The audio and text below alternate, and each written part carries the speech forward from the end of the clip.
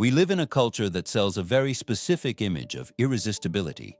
The guy who walks into the room and everyone turns their head, the woman who speaks loudly, takes up space, dominates the conversation, the person who always seems on, always has something interesting to say, always sits at the center of attention. And if you're shy, quiet, introverted, well, the message that comes across is, you have nothing to offer. You're not irresistible. You're invisible. But there's something strange happening in the stories we hear. Introverted, quiet people, people who don't talk much, still manage to create deep connections.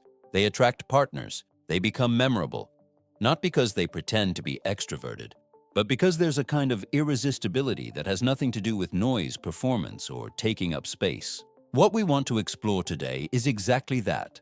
What makes someone irresistible when they're not trying to be loud? What's behind the ability some shy people have to create a kind of emptiness when they leave the room? Why is it that sometimes the quietest person is the one people remember the most? This isn't a story about how to be more extroverted or how to fake confidence. It's about understanding the psychology of a kind of irresistibility that is genuine, that doesn't require performance, and that exists precisely when we stop trying to be something we're not. There's a very specific model of attraction that dominates the narrative. Extroversion equals charisma. Noise equals presence. The more you talk, the more you exist. The more space you take up, the more you matter. This goes way back, maybe to biology. Back to a time when the strongest, the most vocal person was the one who secured resources. But it also comes from Hollywood. It comes from social media. It comes from a system that rewards visibility over quality. So we grow up believing that irresistibility is a volume. It's a quantity. It's how many people see you, how many people hear you. And something very specific happens to shy people in this context.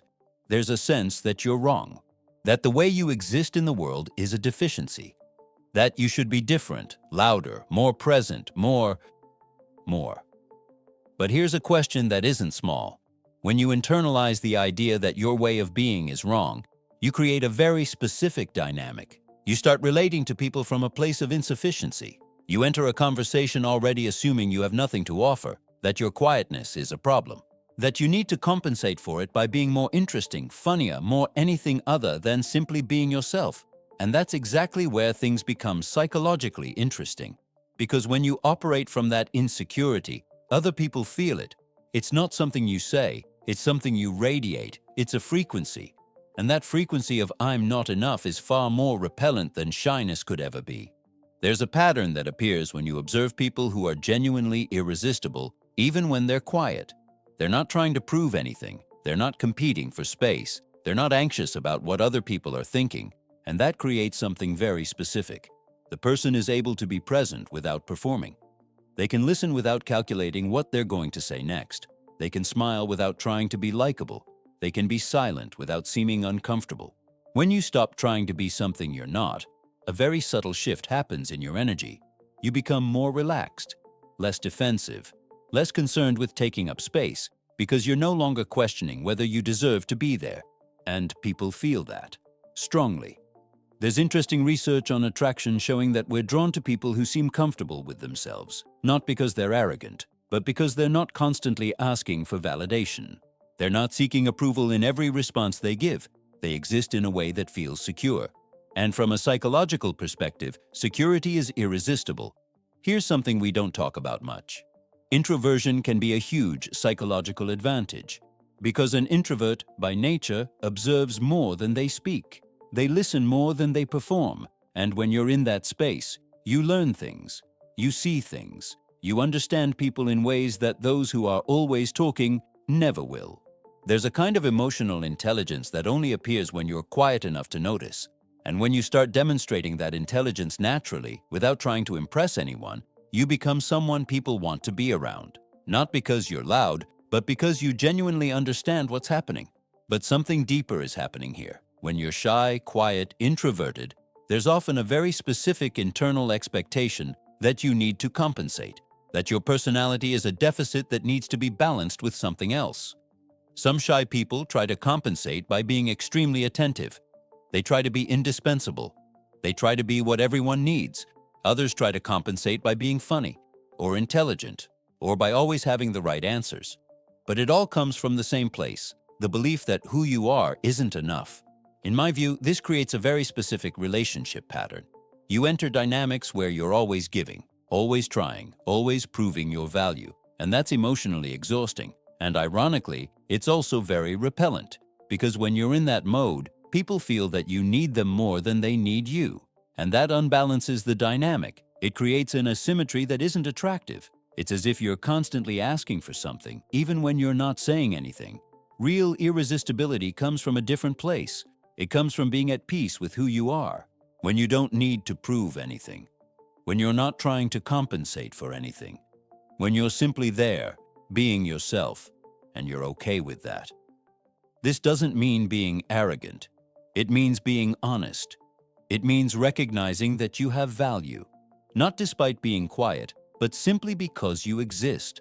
And that inner peace, that lack of need for validation, is one of the most attractive qualities a person can have. Now, something important needs to be said.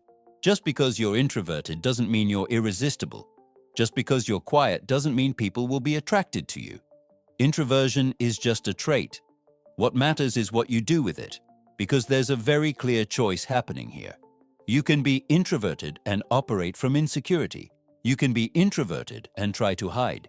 You can be introverted and be full of resentment because the world doesn't work the way you wish it did. And in that case, your quietness isn't irresistible, it's simply isolation. Or you can be introverted and genuinely comfortable with who you are. You can be genuinely interested in other people. You can be genuinely present in the interactions you choose to have. And in that case, your quietness becomes a differentiator. The difference isn't in personality. It's in the relationship you have with your own personality. It's about making the choice to accept who you are instead of constantly being at war with it. And that matters because it means this isn't about pretending. It's not about techniques. It's not about how to seduce someone as an introvert. It's about much deeper work, making peace with yourself, recognizing that your way of existing in the world is valid, stopping the belief that you need to be different in order to have value. When you do that, your irresistibility doesn't come from anything you're doing. It doesn't come from anything you're saying. It comes from who you are when you stop trying to be something you're not. So the question that remains is, what is your relationship with who you are? Are you at peace with your introversion, or are you at war with it? Do you believe you need to compensate for who you are, or do you believe that who you are is enough? Because real irresistibility, the kind that lasts, the kind that creates genuine connections, doesn't come from performance.